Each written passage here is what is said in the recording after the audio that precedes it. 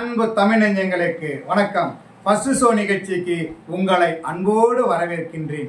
இன்றைய first show நிகழ்ச்சியில YOLO திரைப்படத்தின் திரை விமர்சனத்தை தெரிந்து கொள்ள போகிறோம். வாங்க நிகழ்ச்சிக்கு போவோம். இந்த படத்தினுடைய கதாநாயகன் தேவ்.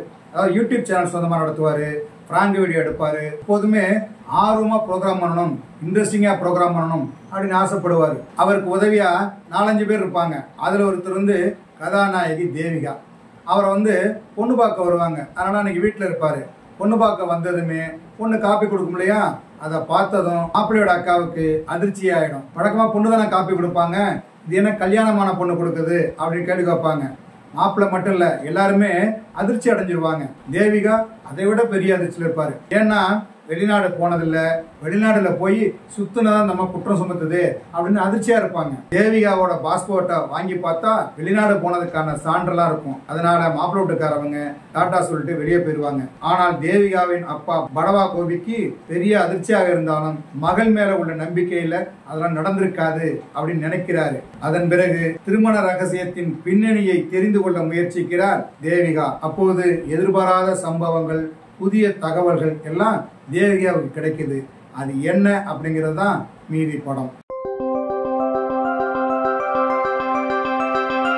இளமையும் துடிப்பும் உள்ள கதாபாத்திரத்தில் கதாநாயகன் தேவ் நடித்திருக்கிறார். படம் முழுக்க சிரிக்க வைக்க உதவுகிறார். கதாநாயகி பக்கத்துல நிக்கிறது தெரியாம கதாநாயகி பத்தி கமெண்ட் அடிச்சிருவாரு. யாரோட குழந்தைக்கோ நான் மிக்சர் அப்பாவாக இருக்க முடியுமா அப்படின்னு கிண்டலாக சொல்லிவிடுவார். அதை கேட்டதும் கதாநாயகி அதிர்ந்து போவார். தன் மீது நம்பிக்கை இல்லாமல் இப்படி இருக்கிறாரே என்று வேதனைப்படுவார். அவரிடமிருந்து விலகுகிறார். அந்த காட்சிக்கு பிறகு தேவியின் நடிப்பு அருமையாக வெளிப்பட்டிருக்கிறது. இந்த படத்தின் கதாநாயகியாக தேவிகா நடித்திருக்கிறார். பிரச்சனை ஆரம்பிச்சது இல்லையா, அதிலிருந்து அவருடைய நடிப்பு பிரமாதமா அமைஞ்சிருக்குது. பல இடங்கள்ல அழகாக இருக்கிறார். பிரச்சனையின் போது அமைதியாகிறார், விலகுகிறார். இந்த மாதிரி இடங்கள் எல்லாம் அவருடைய நடிப்பு பிரமாதமா இருக்கு. இன்னொரு ஜோடியாக ஆகாஷ், நிக்கி 2 பேர் நடிச்சிருக்காங்க. பிளாஷ்பேக்ல வர்றாங்க.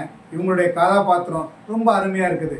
நகைக்கடாதிபரின் மகனாக வருகிறார் ஆகாஷ். நகைக்கடையில 20 வருஷமா நம்பிக்கைக்குரிய ஆளாக இருப்பவரின் மகளாக நடித்திருக்கிறார் கதாநாயகி நிக்கி. கதாநாயகியின் அப்பாவாக படவா கோபி, ஆகாஷின் அப்பாவாக நகைக்கடாதிபர், ஆடிட்டர், சாமியார், வழக்கறிஞர், வில்லன், வில்லி என படத்தில் நிறைய பேர் நடித்திருக்கிறார்கள். எல்லோருமே கதைக்கு தேவையாக இருந்து அவர்களுடைய பங்களிப்பை வழங்கியிருக்கிறார்கள். இந்த படத்திற்கு சூரஜ் நல்லசாமி ஒளிப்பதிவு செய்திருக்கிறார். படத்தோடு பயணிக்கின்ற ஒளிப்பதிவு, பரபரப்பான காட்சி, விறுவிறுப்பான சம்பவம்னு நிறைய காட்சிகள் இருக்குது. அதுக்கு தகுந்த படத்தொகுப்பை தந்திருக்கிறார் ஏஎல் ரமேஷ். இந்த படத்திற்கு இசையமைத்திருக்கிறார் சகிஸ்மா சேவியன். பாடல்கள்லாம் பரவாயில்லை ரகம். பின்னணி இசையும் ஆறுதலா தான் இருக்கு. இந்த படத்தை இயக்கி இருக்கிறார் சாம் எஸ். வழக்கமான காதல் கதையை எடுத்துக்கொண்டு அதில் இன்னொரு காதலையும் உள்ளே வைத்து பரபரப்பான படமாக்கி இருக்கிறார். கலகலப்பான சுவாரஸ்யமான கதையை கொடுக்கணும் அப்படின்னு இயக்குனர் ஆசைப்பட்டிருக்காரு. அதுக்காக நிறைய முயற்சி செய்திருக்காரு. கதைக்குள்ள கதை அப்படின்னு சொல்லி இன்னொரு கதை சொல்றாரு. கதை இன்ட்ரெஸ்டிங்கா இருக்கு. பிளாஷ்பேக் காட்சியெல்லாம் மனதை விடுது. ஒரு பொண்ணோட வாழ்க்கைய இன்னொரு பொண்ணு கெடுக்கலாமா? அது தப்பு இல்லையா? அதுக்கான நியாயத்தையும் இந்த படம் பேசுது. படம் பார்க்கும்போது பொழுதுபோக்கா இருக்குது. என்ன நேயர்களே, யோலோ திரைப்படத்தின் திரை விமர்சனத்தை தெரிந்து கொண்டீர்களா? சரி, தமிழ் வலைக்காட்சியை தொடர்ந்து பாருங்கள்.